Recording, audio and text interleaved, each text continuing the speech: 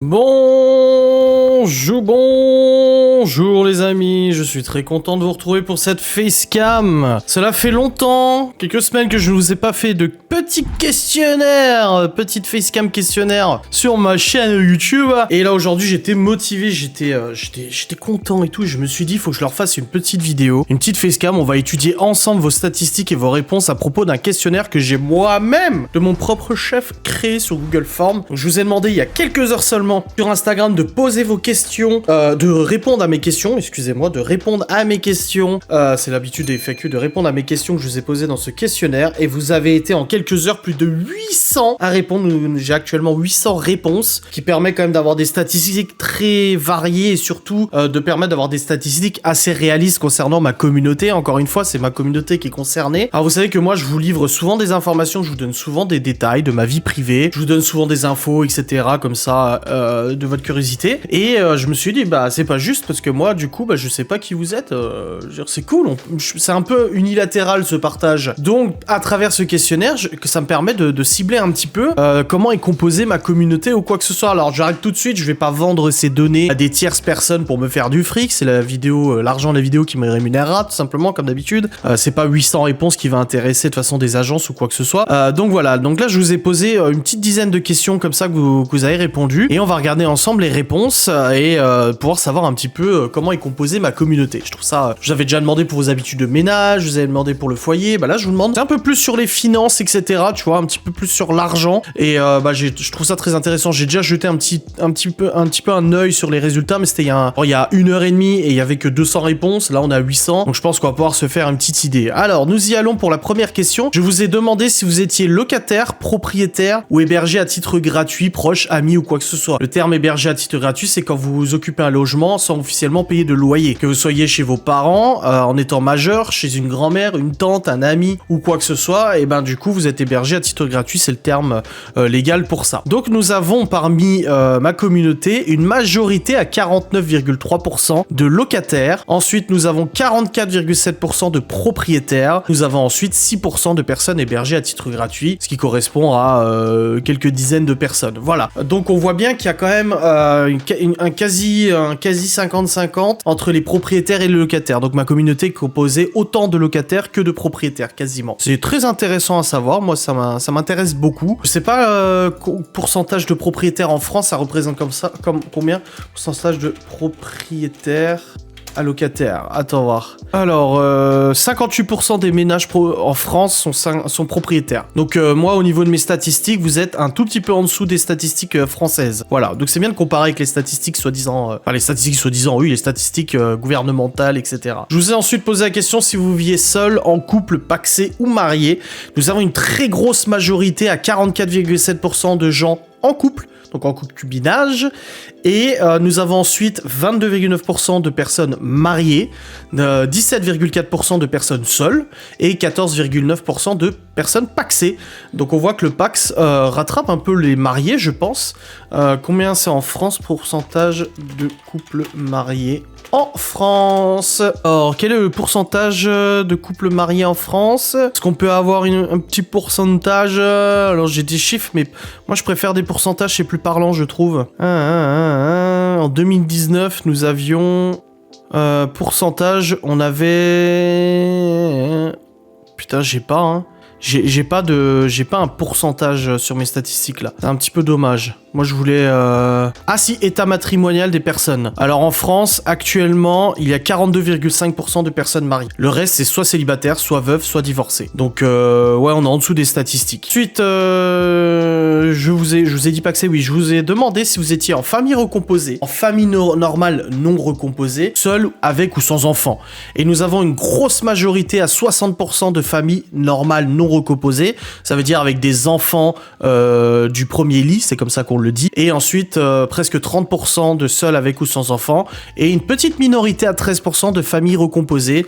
C'est ce que je vois un petit peu dans les messages que j'ai sur YouTube et tout. Souvent, c'est vous êtes une famille avec d'un premier mariage, etc. Voilà, les familles recomposées, ça représente une petite minorité. Financier maintenant, je vous ai demandé combien vous payiez mensuellement de loyer ou de crédit maison, si vous étiez locataire ou propriétaire. scolaire, bien évidemment. Et nous avons là des codes parts quand même assez proches. On a 37,2% de personnes qui payent entre 500 et 750 euros de loyer, de loyer ou de crédit. Nous avons ensuite en deuxième position 26,6% de personnes qui payent entre 100 et 500 euros de loyer. Et nous avons ensuite 21,2% de personnes qui payent entre 750 et 1000 euros de loyer. Bon, après, ça dépend des régions, bien évidemment. On a presque 10% des gens qui payent entre 1000 et 1500 euros de crédit ou loyer. Et nous avons une petite minorité, quelques dizaines de personnes qui payent plus de 1500 euros de loyer. Ça, c'est région frontalière ou région parisienne. De toute façon, ça va très vite en région parisienne. Donc, c'est marrant parce que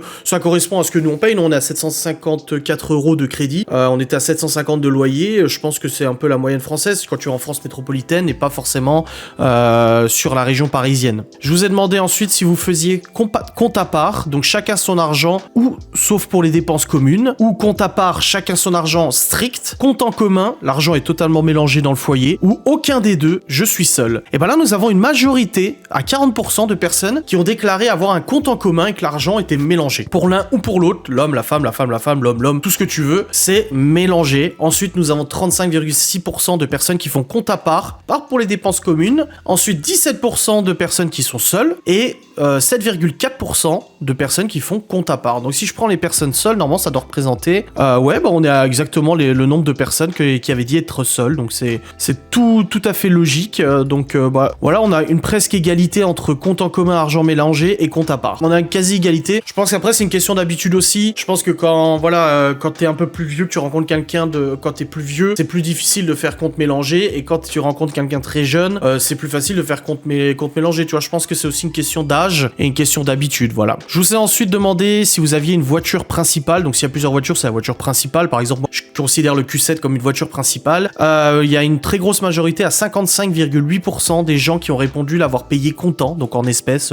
Pas de crédit ou de financement pour l'acquérir. Nous avons ensuite une belle part, à 31,2% de personnes qui ont acheté une voiture à crédit, comme beaucoup le font. Une petite part qui l'ont acheté en leasing, quelques dizaines de personnes. Je suis assez surpris, 7,1%. Je pensais qu'il y aurait une plus grosse part de leasing quand même, parce que c'est de plus en plus répandu. Et ensuite, nous avons quasiment la même part de leasing pour les gens qui n'ont pas de voiture.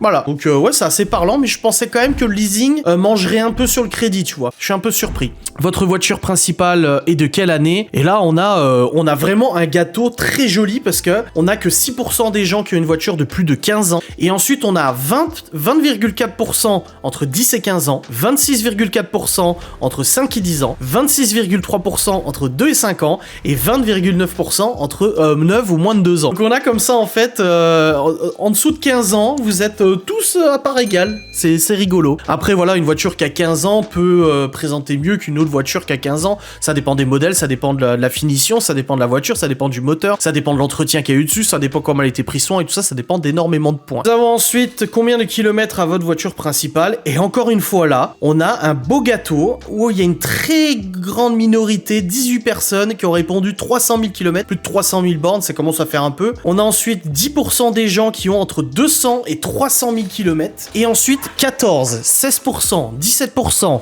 17% et environ 20%, tout le reste. Voilà, entre 0 et 30 km, on a 22%, ça correspond aux gens qui ont des voitures neuves. Ensuite, on a 17,8% de 30 000 et 60 000 km, 17,1% 60 et 100 000, 17% 100 000 et 150, et 14% 150 et 200 000. Je trouve ça super intéressant, cette réponse. Je trouve que c'est un joli gâteau. C'est un joli gâteau, c'est une bonne personne. Nous avons ensuite la question, vous gérez votre budget 1 sur papier, 2 sur l'application bancaire, ou 3 sur pas vraiment de gestion. Et là, on a une majorité à 47,1% de personnes qui utilisent l'application mobile. Je trouve que les applis mobiles en fonction des banques sont vraiment bien foutues pour gérer son argent. On a ensuite, je pensais pas, 30,8% des gens qui n'ont pas de gestion du budget. Vous gérez pas le budget et tout. Et je trouve ça assez surprenant. Je pensais qu'au contraire, il y aurait pas autant de personnes. Et nous avons ensuite 22,1% de gens qui gèrent ça sur papier, un livret livre de compte à l'ancienne, comme ma mère faisait, à souligner toutes les dépenses avec le ticket de caisse, etc., etc. Du coup, je suis assez surpris qu'il y ait autant de personnes qui n'ont pas vraiment de gestion. Je pensais que, alors je critique pas, hein, moi je gère sur l'application, mais je critique pas. Mais ouais, je pensais qu'il y aurait plus de gens qui seraient sur papier, par exemple, et qui auraient peut-être grignoté un peu le pas de gestion. Nous avons ensuite une question suivante, le revenu de votre ménage ou seul. Et là alors, attention, il y a beaucoup de réponses possibles. Nous avons la réponse plus de 5 000 € par mois. Vous êtes à 8,2% à gagner pour le ménage, donc le couple entier, le ménage entier, avec la CAF, les aides s'il le faut, plus de 5 000 € par mois. C'est énorme, 5 000 € par mois. Après, ça dépend aussi d'où t'habites. Hein. Si t'habites en région parisienne, ton loyer te prend déjà 2 500 balles. Ça fait mal. On a ensuite, entre 4 000 et 5 000 € par mois, on a 7,8%. Donc là, en fait, ces trois que je vais vous donner, ces deux-là, c'est quasiment les mêmes. Ensuite, entre 3 et 4 000 € par mois, nous avons un beau gâteau à 22%. Et d'ailleurs, quasiment la majorité, avec entre 2200 et 3 000 € par mois, c'est la majorité. 22,5% et 22% pour les deux. Donc la majorité des réponses, c'est voilà, entre 2002 et 4 000 € par mois. Ensuite, entre 1600 et 2200 € par mois, nous avons 14,9% de réponses. Entre 1300 et 1600 € par mois, nous avons 8,2% de réponses. Donc il y a autant de personnes qui gagnent entre 1300 et 1600 que des gens qui gagnent plus de 5000. Ensuite, entre 1000 et 1300 € par mois, ce qui correspond à un SMIC, nous avons du coup, le SMIC est pas à 1000 €, mais c'est dans la tranche. Nous sommes à 7,2% et il y a quand même 10% des réponses en dessous de 1000 € par mois. Voilà. Donc on a quand même plus de gens qui touchent en dessous de 1000 € que de gens qui touchent plus de 5000 €. Donc pareil, je trouve que c'est des résultats qui sont assez intéressants à étudier. Et il y a vraiment, voilà, j'ai vraiment une communauté qui a des revenus très différents. C'est bien. Ensuite, le découvert bancaire. Est-ce que vous utilisez votre découvert bancaire? On a une grosse majorité à 55% qui disent jamais. Nous avons ensuite 26,2% qui utilisent parfois. Ça peut arriver. Nous avons ensuite quand même 10% des gens qui utilisent souvent le découvert bancaire. Et nous avons ensuite 8,4%, donc quasiment 9% des gens qui répondent toujours. Donc entre les gens qui utilisent souvent et toujours, il y a quand même 20% des réponses qui sont entre souvent et toujours. Si on englobe le parfois, ça correspond du coup à 40% des gens qui, un peu plus de 30-40% des gens qui utilisent le découvert, contre 55% des gens qui l'utilisent jamais. Avez-vous déjà été fortement endetté, fichage Banque de France ou non? Nous avons 84,4% de ma communauté qui ont répondu non, jamais de fort endettement, et quand même une part de 15,6% qui ont été fortement endettés. Voilà.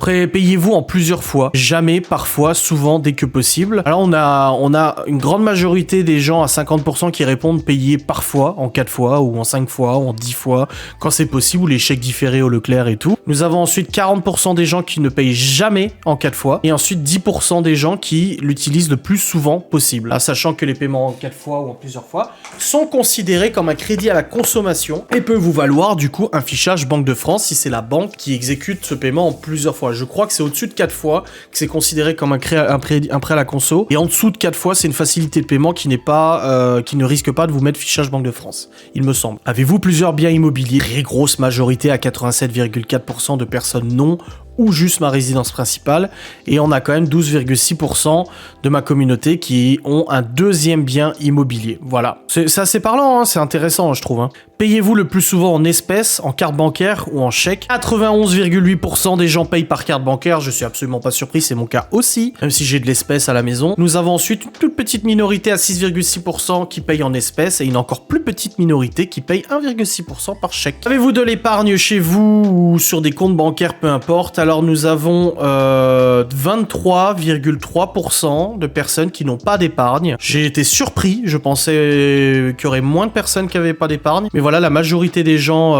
de ces réponses, c'est pas d'épargne. Ensuite, nous avons 14% des gens qui ont jusqu'à 1000 € d'épargne. Nous avons ensuite 11,3% qui ont entre 1000 et 3000 € d'épargne. 21,5%, donc c'est la deuxième partie la plus haute, entre 3 et 10 000 € d'épargne. Nous avons ensuite 20% quand même qui ont entre 10 000 et 50 000 € d'épargne. C'est beau. Et ensuite, nous avons, ça se réduit, 4,7% des gens qui ont entre 50 000 et 100 000 € d'épargne. C'est un beau pactole. Et ensuite, une petite minorité à 5,2% qui ont en plus de 100 000 € d'épargne. Voilà. Avez-vous une assurance vie ou une prévoyance? Donc, l'assurance vie, c'est de l'argent que vous bloquez sur un compte avec un bénéficiaire décidé, etc. Et la prévoyance, c'est un paiement que tu payes tous les mois. Si un jour tu viens à mourir, si tu viens à décéder, en fait, c'est une prime qui est qui est reversé à tes bénéficiaires, à tes héritiers, etc. Si la différence entre la prévoyance et l'assurance vie, c'est que l'assurance vie, tu touches des intérêts dessus. Si un jour tu la casses, tu dois payer normalement des impôts dessus. Mais en gros, si pendant 20 ans tu laisses ton assurance vie dormir au bénéfice de quelqu'un que tu viens à décéder, cette personne bénéficiera de ton assurance vie,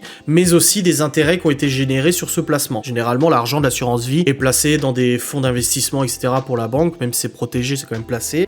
Tandis qu'une prévoyance, en gros, là j'en ai une, j'ai 33 ans, je vais peut-être payer pendant 30 ans une prévoyance, ne jamais mourir, peut-être, c'est jamais, ne jamais décéder, et dans 30 ans, j'aurais payé tous les mois une prévoyance pour rien, parce que j'aurais jamais touché, enfin mes héritiers n'auraient jamais touché cet argent. Tandis que je vais peut-être payer pendant 5 ans, 10-15 euros par mois, et dans 5 ans, je viens à décéder. Les héritiers vont récupérer le montant qui est promis par la banque pour l'assurance vie, ou par par la prévoyance, pardon, et du coup, pour le petit montant que j'aurais cotisé pendant ces quelques années, mes enfants vont récupérer beaucoup plus d'argent. Voilà. Eh bien, nous avons 45% des gens qui n'ont rien du tout, aucune assurance vie, aucune prévoyance. Nous avons ensuite 16,5% des gens qui ont une prévoyance, comme moi j'ai, et une plus grosse majorité à 38,5% une assurance vie. Dernière question de ce questionnaire, on terminera là-dessus. Dernière question, êtes-vous satisfait de votre niveau de vie? Il y a 34,9% des gens qui ont répondu non et 65,1% des gens qui ont répondu oui. Voilà, ça, je vais même pas commenter là-dessus parce que c'est propre à votre situation. Je ne la connais pas plus en détail, donc je ne peux pas savoir pourquoi vous êtes pas satisfait. C'est peut-être niveau financier, niveau travail, etc.